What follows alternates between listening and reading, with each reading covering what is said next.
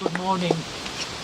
When I first came to live in Canterbury 5 years ago, I suddenly discovered in the memorial garden a stone, a memorial to William Wilberforce, with a wonderfully beautiful excerpt from his journals. I had hoped we might have been able to start over there, but it's not practicable. But I tell you that I have the honour of being a descendant of Wilberforce is actually a heavy responsibility, and it's one which I take very seriously. For the last 25 years he has really been my role model, my mission leader.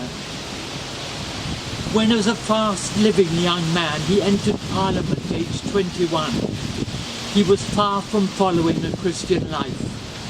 But after a very Pauline conversion, he sought advice from an acquaintance of his childhood on Clapham Common,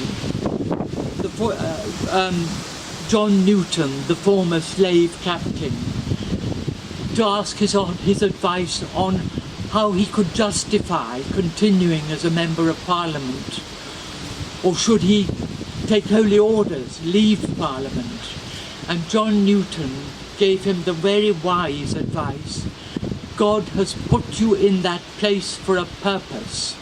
Stay there and await clarity of what that purpose is. And within a very short while it became clear that it was he who should be leading the parliamentary campaign for the abolition of the slave trade. This, of course, he didn't do alone. He did it together with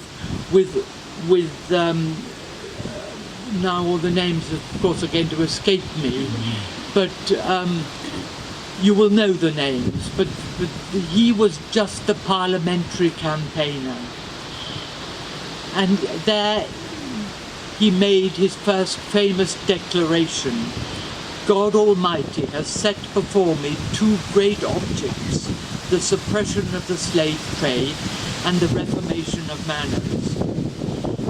It took 40 years of sacrificial service to this cause, with the passing of the Act to abolish the slave trade in 1807, and then in 1833 with the abolition of slavery itself.